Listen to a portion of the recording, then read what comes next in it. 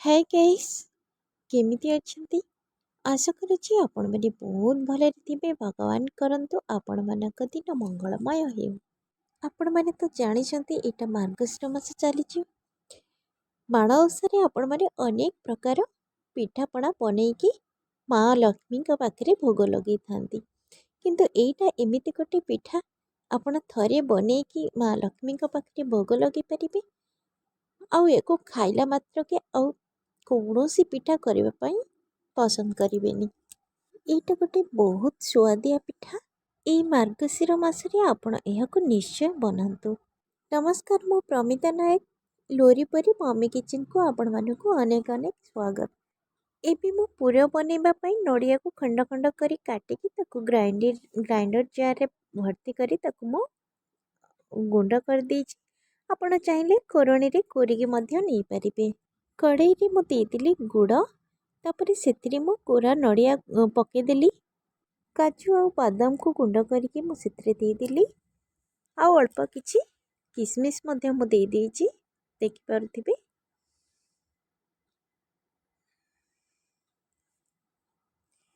ई पुरोटी बहुत टेस्ट बनी थाए। पुरोटी तो हमर बेसी समय बिल्कुल भी लागिबनी। तापरे आको आमे भल्लो भाबरे गोळेई नबा। गुड़टी जेमिति मेल्ट हेगी नडिया सहित पूरा मिसी जीव, सेई जाए आमे आको घांटी चलुथिबा। एबे देखि पारुथिबे नडिया कोराटी हमर रेडी हे गलानी। एबे आमे गैस को बंद कर दबा। पूरा हमर वर्तमान रेडी हे जाईची। एबे चलंतु जंतुणी बनेइबा। पिठा पे जंतुणी करबा को मोडी नेइची अरुआ चाउल। मु एको 2-3 घंटा आगरो भिजे किरी रखिथिली। तो एटा पूरा परफेक्ट भिजी जाइए, देखिपे बढ़िया से हाथ रे केमती चूना हो जाउछि देखंतु। भल भाव एटा भिजी जाइए। एको मो ग्राइंडर जार रे भर्ती कर देली। अल्प किछि पानी देकी भल भाव मुआको पूरा प्लेन करके ग्राइंडिंग कर देली। तापरे कढ़ई रे देइदेली अल्प किछि क्षीर, सेतरे देइदेली अल्प गोटे चुटकी मात्र लूण आउ खाइबा सोडा। लूण आ खाइबा सोडा पकई सारिकी आकु आमे पूरा भल भाव गोळेई नबा। क्षीर रे आ सोडा लूण जेमती भल भाव मिसी जीवो, आकु आमे भल भाव पूरा गोळेई नबा। तापरे एटी मो अल्प किछि अलैची को गुंड करके दे देछि। आपण चाहिले अलैची पाउडर जो मिले ताकू मध्य एठी व्यवहार करि परिबे।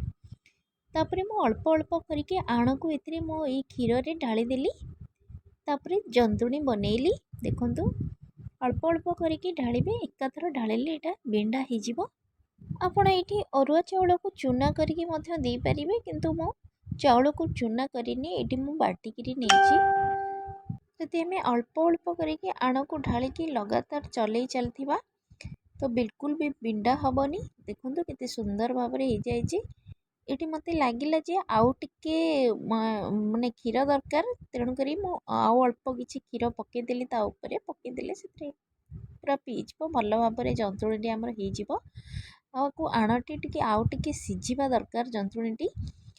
आकु आमे कोन करबा ना एटी किछि समय घोड़ेई दबा, से भल भाव रे सिझि जिवो। आ गैस टाको बंद कर दबा। एबे देखंतु एटा भल भाव रे हे जाइछि। गोटे थाली को आमे बाहर कर देकी आकु टिके हाथ रे पूरा प्लेन करके चकटी दबा। कहीं ना बाई चांस ता भितरे टिके टिके बिंडा बिंडा रही जाइथिबो, तो सेति पई आमे आकु भल भाव रे हाथ रे दळी किरी चकटी दबा। इबे मु जंतुणी को भल भाव रे चकटी सारिछि। इबे आमे पिठा बनेइबा। एठी देखंतु मु हाथ रे अल्प अल्प करके जंतुणी नै के सब बॉल्स बनै दउछि। देखंतु अल्प अल्प करके नउछि। इटा आपण भाबुथिबे मो मंडा पिठा बनेइबी, नाइ मंडा पिठा बनेइबिनी। आपण देखंतु वीडियोटी को प्रथम रु शेष जाए देखंतु मु केमती कोन बनौछि। सेई ई प्रोसेस को फॉलो करिकि आपण माने निश्चय ए पिठाटी को बनांतु आ माँ लक्ष्मी के पाखरे भोग निश्चय लगांतु। आ खाइबा पई ए पिठाटी पाटको अत्यंत स्वादिया होइताए। मु ए जो छोट छोट बॉल्स करी रखिथिली ताकू मो हाथ रे टिके लंबालिया करिकि ता भितरे पुरो देई एमिति दुई साइड चेप्टा करके लंबा लंबा करेदेली। देखिपे तो केमती बहुत सहज, एटा बेसी कष्ट नुहे। बहुत सहज आंगुली साहाय्य एमती दाबी देवे ता भितर पूरा पूरेकी एमती लंबा लंबा करदेवे तार दुई साइड की टिके गुज करदेवे पिठाटी बहुत सुंदर भाव में बनिकी रेडी हो तापर ये इडली छांचरे मैं अल्प किसी पानी बसई देती पानीटी को आम फुटापी छाड़ीदबा ये नहीं गोटे मोमोज पैन से भल भाव घी लगेदेली तो सबू पिठा गुड़ाक गोटे गोटे करके ऊपर मु रखीदेली तापर यहाँ को आम पानी उपरे पानी भी फुटी आसला तो पानी उपरे थोईकी कवर देदबा मात्र 5 मिनिट कहीं बहुत पतला पतला होटा पिठा गुड़ाक गढ़ी होती तो 5 मिनिट मात्र लगभग सांगे सांगे सीझीज पिठाटी तापर चलतु जी नेक्स्ट प्रोसेस को इबे देखो मुझे गोटे पैन रे मुझे हाफ लिटर क्षीर से क्षीर रे मुदेदेली अधा बाउल मिल्क पाउडर तापर क्षीर रे मिल्क पाउडर टी भल भाव में मिसेबा को दबा गैस पिठाटी केमिति कौन बनुची आपण प्रथम रु शेष जाए निश्चय देखंतु एमिति फॉलो करिकी आपण एमिति सुंदर पिठाटी बनातु आउ माँ लक्ष्मी पाखे भोग मध्य लगातु क्षीर आउ मिल्क पाउडर पूरा पूरी मिसी गलानी ये स्टेज रे हमें देदबा जे नड़िया कोरा भिडियोटी जदि मोर भल लगी था तेबे लाइक करिवे शेयर करिवे चैनल जदि नुआ थिबे चैनल को सब्सक्राइब मध्य करिवे तापर मु देदेली किछि बादाम काजू मध्य ये पकई पारे मो काजू देनी तो बादाम को टिक टिक करके मो काटिकी पकई देछि एथिरे तापर ये क्षीर टिके कमिला पर्यंत आम आपको फुटे चलवा आउ गोले चलता ये जो मो पिठाटी को बसी देती से पूरा बढ़िया से सीझी जाइए देखो कितनी सॉफ्ट है सीझी जाइए आप देखिपे